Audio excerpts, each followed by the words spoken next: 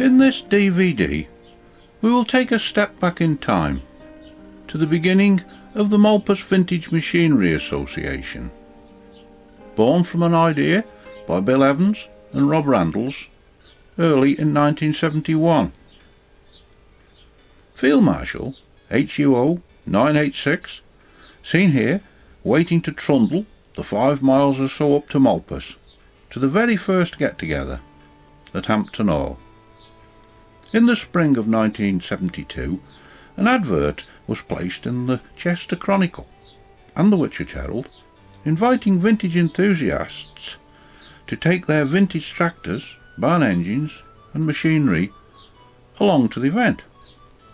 About 8 tractors and some 5 barn engines turned out.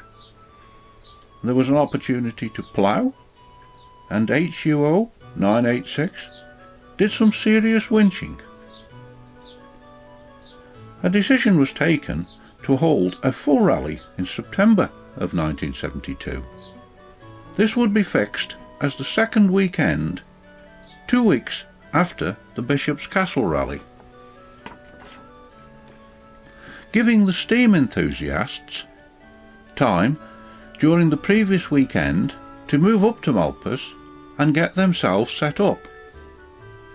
Envisaged as a working event, the yesteryear needed some feeder events, one being the corn cutting weekend, 2 weeks before the main event, the yesteryear. The corn was cut with binders and stooped, or put into attics, depending on how you describe it, to dry.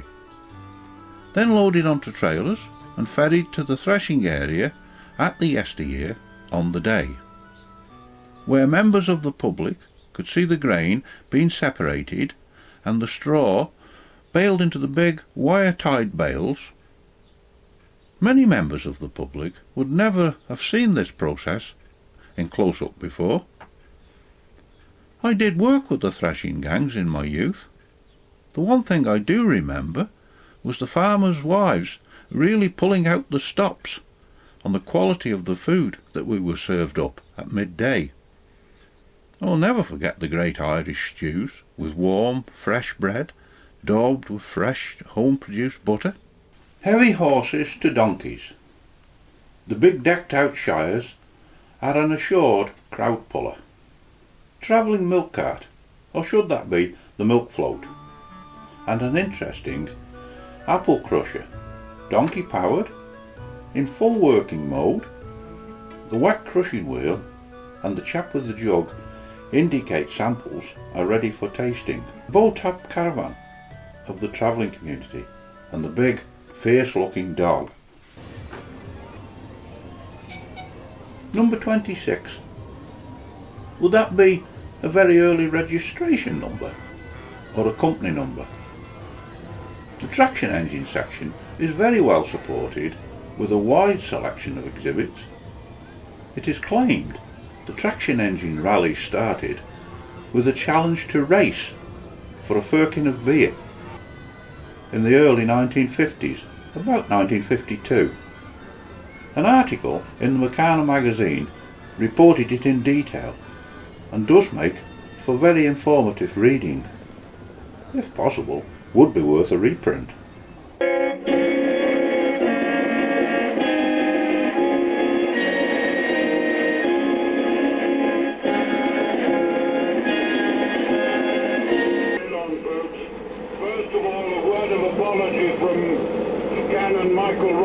My rector at Malpas, who unfortunately is rather unwell at the moment and has been put off duty for some weeks by the specialist in Liverpool.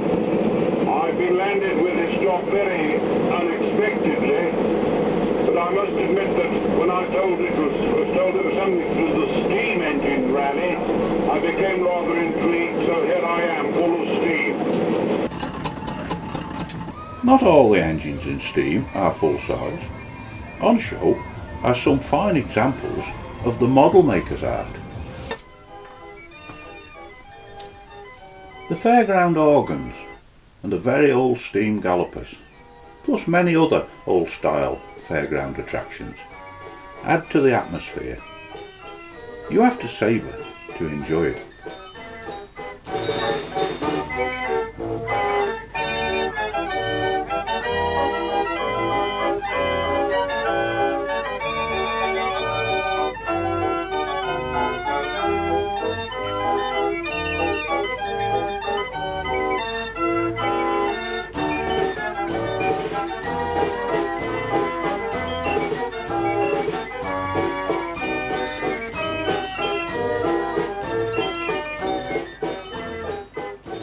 Under the gaze of the bald eagle, we move on to the tractor display. Many and varied are the types on show, from the very early to appreciating classics. One of the yesteryear's strong attractions is its tractor lineup.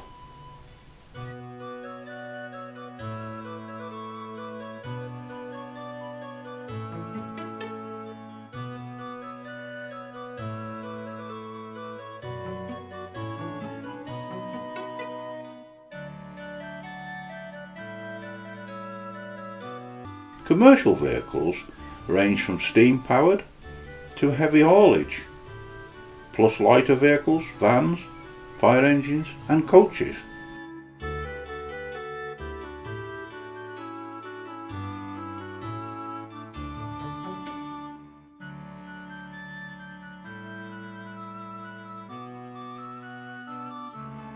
Another yesteryear speciality is the period costume, and is to be commended. Remember when the AA used to turn out at the event, period dress and motorcycle and sidecar. An interesting question. Would, after a day on one of these iron seats, remember it was a hard ride on iron wheels, would you have embossed on your rear when you finished at night the words we see here? Maybe some of the period ladies could put an answer on that question. The Windermere steam yacht was a regular visitor to the rally. How many remember this? The club's car badge. This is the original drawing. In its finished form, it was very eye-catching. Too eye-catching to display on a car. Only 25 were produced at a cost of between £2 and £3. The association ran several trips out to places of interest. The first here is the Moffat collection. So popular were these trips, 2 coaches were filled. Being private visits, members were allowed to get very hands-on, very much to their satisfaction.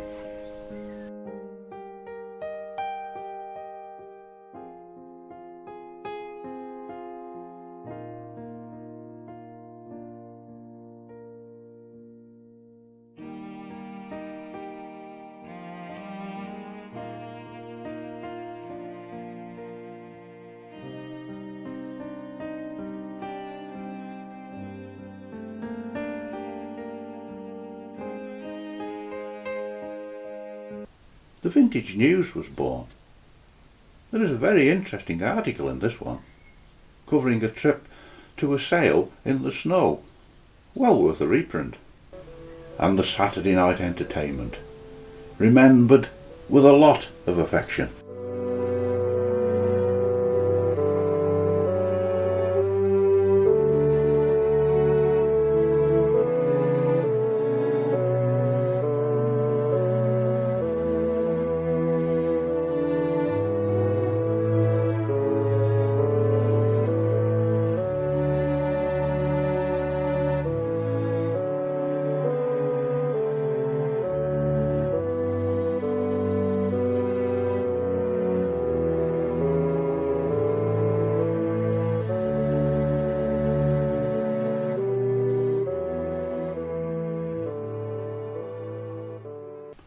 As with the corn cutting weekend, 2 more working events started.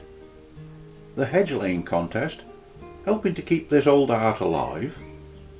If my memory is correct, a hedge laying event took place at one of the early yesteryears at Hampton.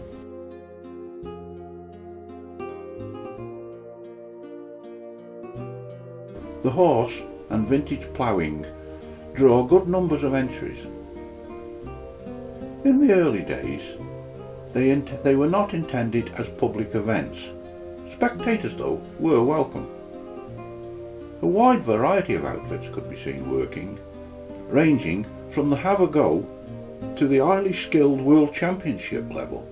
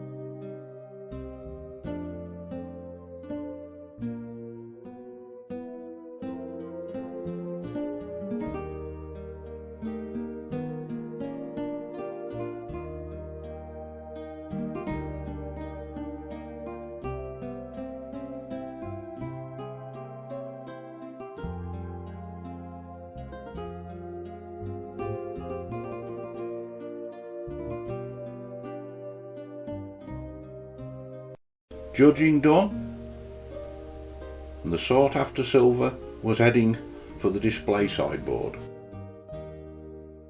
A very well supported gathering is the barn engine weekend.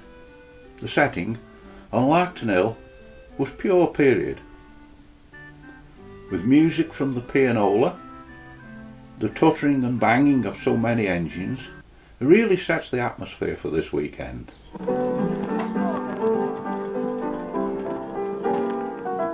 What most hits my memory? Now, there are so many things. The old world setting of the single-storey house, the yard at the rear, the trees. The memory that really grabs me was the buttered, lightly fruited cake we were given. Pure magic. Yes, I'm sure it was barra breath. Not forgetting the fire burning in the hearth in the old house, with the pans on the side and the kettle. Pure gold.